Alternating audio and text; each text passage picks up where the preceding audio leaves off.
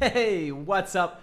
Welcome back to the channel. And before we start, let me just say that I am super proud of you for spending your free time learning about drum bass production and chasing your dreams just like I am, because that's what we got to do, and good on you for making it happen. So now that I've said that, let's dive into something that I think is just really cool, which is a little bit more on the sound design heavy side of things, but it's just so gnarly. Oh my God.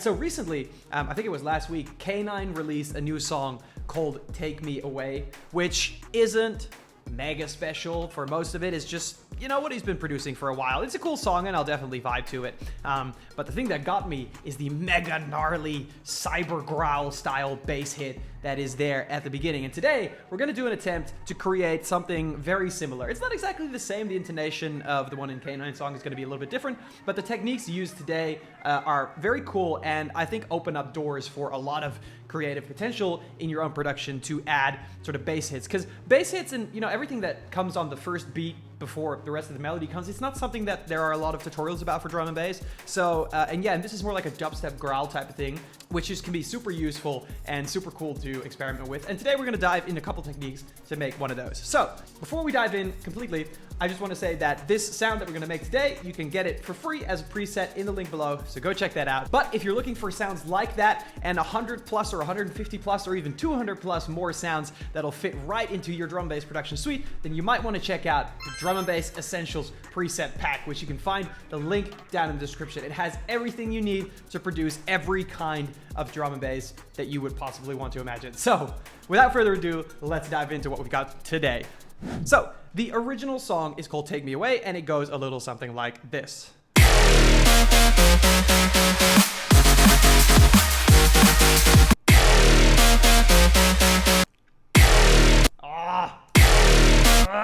So good. Well, anyway, so that first part, that is what we're going to create. And what we've got, what we're going to be looking at today, this is, I've called it a cyber growl because I think it classifies as such. It's more of a dubstep-y type sound. We got today this.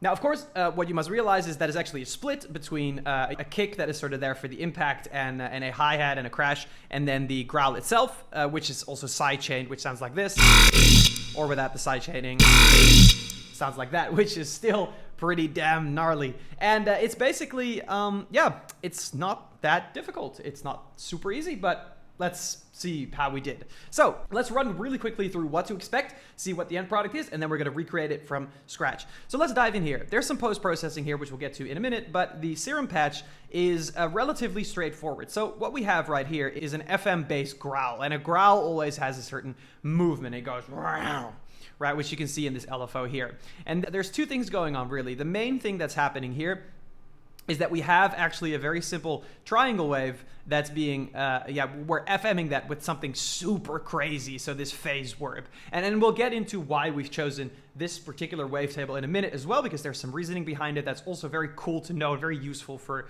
future sounds. But you can see that this is not even playing at level. We're only modulating this wave here. So it's bound to get pretty crazy through that.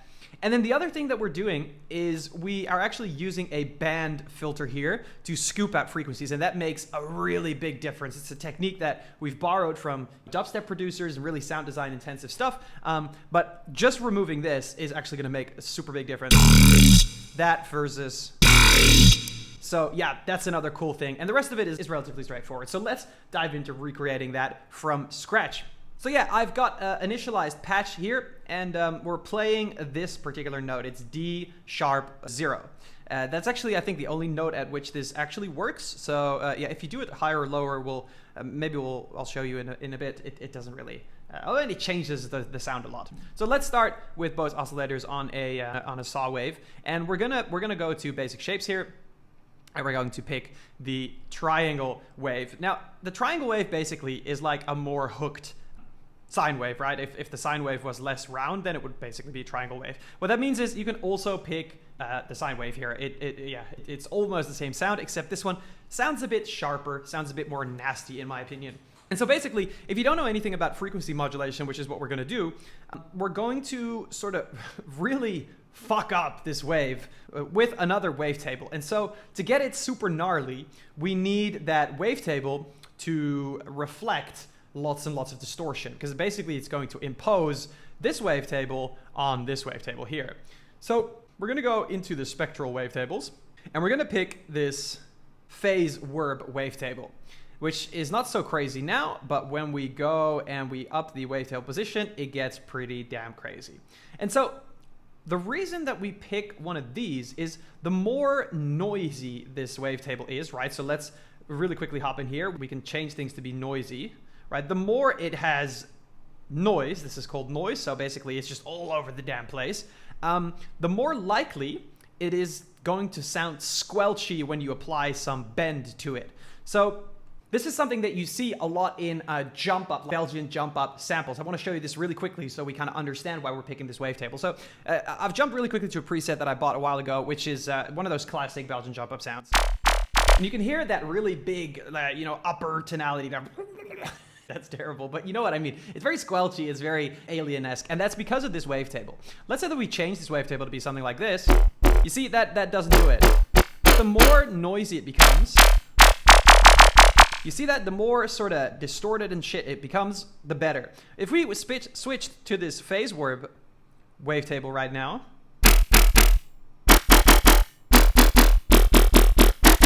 it's less so because this is more moderate, right? This is actually, it doesn't reach all the way up to the top, but you can hear there's that squelchiness going on in the top there. When we normalize it, so we just make it a little bit higher, that becomes even more pronounced. So that's why we would pick like a super noisy wavetable like this.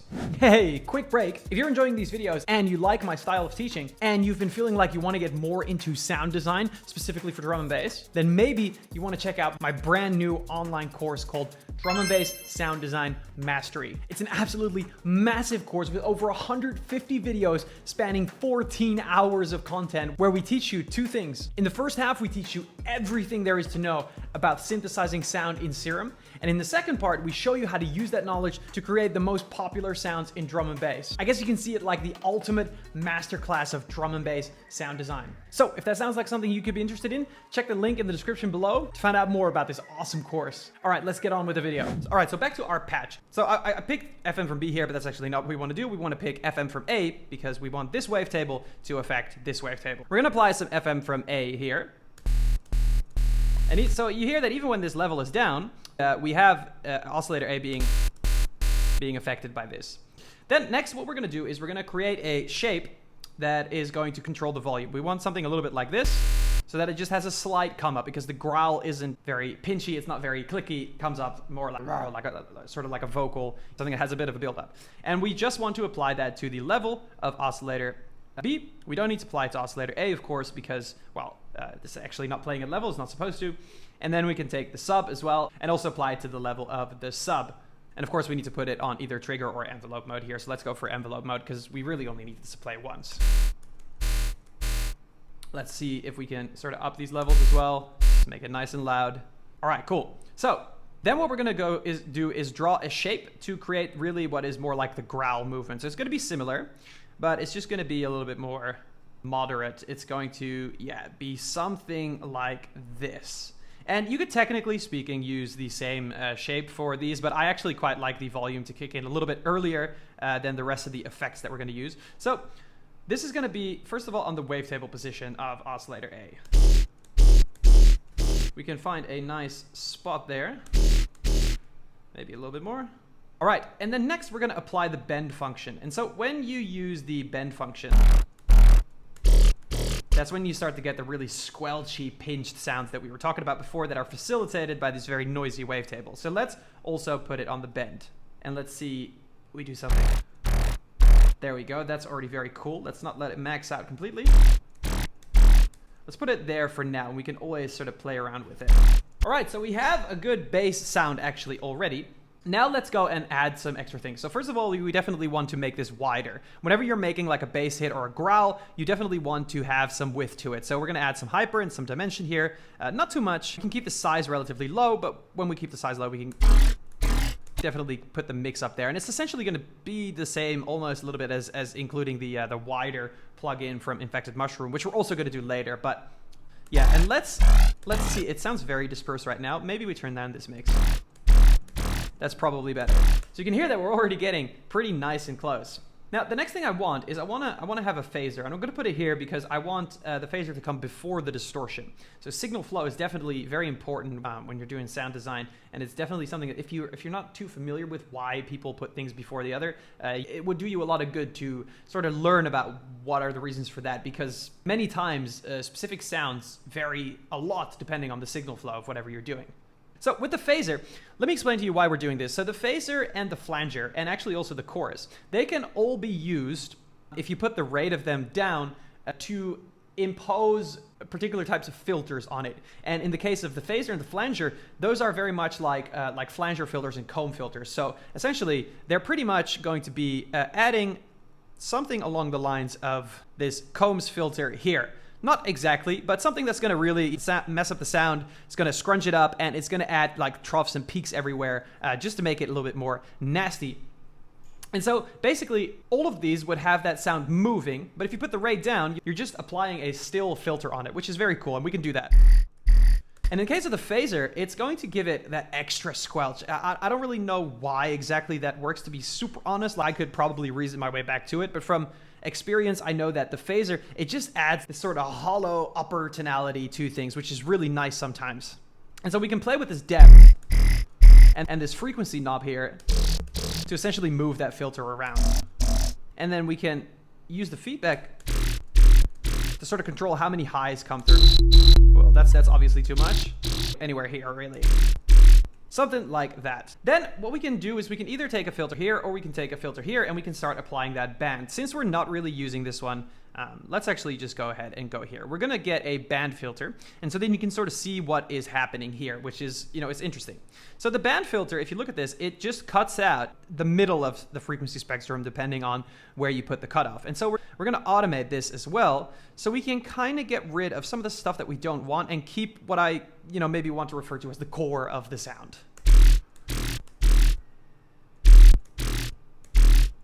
This is important because we're going to be doing some distortion after this, and we don't want to distort everything. We don't want to distort everything. We actually just want to distort this part of the sound that we want. Otherwise, it's going to sound very different like we heard before. And so this is another reason why signal flow actually matters a lot. And being creative with your signal flow can lead to some happy accidents sometimes. Anyway, let's go for something along the lines of this. So we really just kind of cut out those tops and bottoms here. So one thing that we can hear is actually, this is going too fast. So we want to put down the rates on both of these oscillators. That sounds better. And let's turn up that loudness. Now, maybe we actually might, maybe the reason that I put the band filter not here, but over here when I previously made it, is maybe we need this phaser and this hyper to go before. But let's see how we go. And we can always take all of this filter, right? And we can actually apply it in the effects section as well here in the filter here. So let's put that there as a backup. And this is just, if this is the case, then that is just another testament to how important signal flow is. Let's move on for now and let's start adding some distortion. And let's grab the Diode 2, which is one of my favorites for sure, and let's crank it up. So here's something interesting. We hear that when we've applied this distortion, we're just hearing a very distorted sound, almost like a sub. And we can fix this in two ways. First of all, we could choose to actually put the sub in this particular filter as well. Alternatively, we could turn this off and we could actually place the filter here, which also does the trick, because, well, this filter also goes over all of these, of course, because everything in the effects section affects all of the oscillators. So we can actually put it here, or we can put it at the effects. It doesn't really matter so much. Maybe for oversight, we keep it here. Great. And as you can hear, we're already like super close. And so one other thing that you want to do, there's basically, once you have your growl and you want to sort of, make it really fit into a song, there's two things that you want to do. First, you want to maybe see if you can get it as present and as big as possible. And the methods for that are basically different types of compression and different types of maybe comb filtering or other ways, or distortion to sort of get extra frequency content in there and get peaks and troughs and stuff like that and scrunch up the sound. And the second part, as wide as possible. So you want it to occupy several different places, so it fills up the frequency spectrum in different ways, and just it makes it very, very big. So that's what we're going to do now. But before we do that, there is one more step that you can do, which is not mandatory, but to make things a little bit more interesting. And so we talked a little bit about this in a previous video of mine that was mostly about making respaces from your voice, which if you haven't checked that one out, check it out. It's an emulation of what Fred V did in one of his songs, which he used his voice to make a bass, and we're making like a really nasty neuro type respace from it. And one of the things that you might have taken away from that is that it's really cool to add some movement to basses, whether that's bass growls or whether that's respaces. And so what we can do is we can take a peak and a notch, and we can actually make those move over time. So we're going to apply the frequency to, we're going to apply the LFOs here, sorry, to the frequency. And one of them is going to move in one way. So this one is going to move backwards, right? So we're going to put that somewhere here, and it's going to move, you know, somewhere to there. And the other one is going to move in the front direction. So, and you can immediately hear that we get a little bit more of a vocal property in there, which can be really cool if you get all the settings sounding to exactly what you want. So you got to play a bit around with the gain and with the Q factor. But basically, this is going to make it just a little bit more interesting, get a little bit more movement in there. And then lastly, of course, let's put some OTT on it, because let's face it, in bass music, we put OTT on everything. So let's do that too. All right, great. So let's work on these other things that we were talking about right now. We already used the OTT to compress it a little bit, but let's maybe just see if adding another OTT to it makes a difference. So we hear that maybe, you know, sort of like the way we can hear it now in our headphones, it might not do that much. But what OTT does do is it brings up some of the lower frequencies to a higher decibel level, right? So it does upwards compression. So some of the stuff that we might be missing, or at least that's at a low volume, is coming up, and that will sound better on bigger speakers when you're playing your song out loud. Not always, but I think in this case, since we have a very crowded frequency spectrum for this growl, like it's everywhere, we want to bring up as much as possible here. So let's do that with an OTT. And then let's see what fun we can have sort of changing the pronunciation of this growl. So right now we have this, which is already freaking cool. But we can sort of fine tune that, right, by adding, for example, a formant filter. If you don't know about formant filters, I think I explained a lot of it in other videos, but basically it's going to apply a very sharp resonance, similar to when we pronounce a vowel as a human. You can see all these letters here, and so you can sort of hear I, O, put it somewhere. The difference being, so that's a little bit more tame. That gives a little bit more of that nasty upper stuff. So we could use something like that here. Right, cool. And I think, you know, quite often in these sort of squelchy area, that's where a lot of the energy is, and that's where the whoa moments come from, you know, when you hear something. So let's do that. And then another thing we can do is there's actually really something that I've been using a lot lately, which is the Kilohertz has a whole bunch of free plugins that are, some of them are just normal, but others are really, really cool. And one of them is just the ability to add another comb filter. Yes, you could add another stereo effects on here, also fine, and get a comb filter, but I like this one because it's very simple. And you can see, we can, well, basically, we add resonance peaks with the comb filter, right? Because it's all the way, you know, it makes peaks and troughs, and sort of the goods usually are around this 1 + K hertz area. And you can also pick the -1, so it only goes on the odd harmonic, but that's gonna make it sound a little bit hollow. I think this is better. I never really like the stereo option on this. It just never sounds really good. And you can also dial back the mix down a bit to just make it maybe a little bit less intense. So once again, we're seeing that some of the more present frequency content is sort of shifting a little bit upwards with this, which is cool. It just adds to that energy. And then another thing that I really almost like putting on everything is, you know, find a multi-band distortion plugin and find a band that sort of accentuates the part of the sound that you feel like you need. So let's go in here and let's grab, I don't know, let's grab something crazy, like maybe the extreme fold here, and we're gonna just grab a band. And my suspicion is that somewhere here in the upper mids is that we can add some extra oomph to it by getting this. So if you don't know what this plugin does, basically it selects a band, as you can see here between these two arrows, and it only distorts that band, which is really cool because when you use like the saturation plugin or something else like that, it distorts everything, right? But that's not always what you want, especially in the low end. You usually don't really want to distort too much because you want to keep the low end clean. And that goes a little bit more also for whatever's above the low end sometimes. Not always, but it's mostly the mids and the upper mids, sorry, and the high frequencies that benefit a lot from being distorted. So we can do that with this plugin, and we just have to up the drive. You can see here now. So that's very intense, but let's maybe make this a little bit smaller and let's dial this down just a bit. So now this is getting interesting. So let's turn this off and on real quick to see what we got.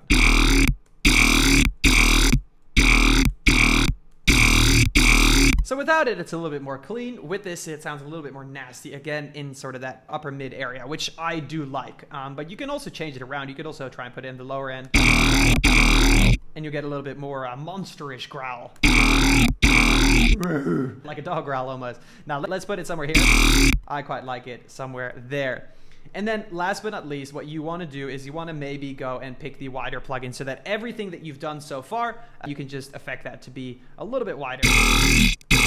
So you want to watch out with this plugin. It's very attractive to put in on everything, but it does make things sound very dispersed. So use it in moderation just to your liking, but it definitely has the ability to make things sound very wide. And then of course, the very last thing that you would want to do is let's grab a reverb and let's see if we can add some modest roominess.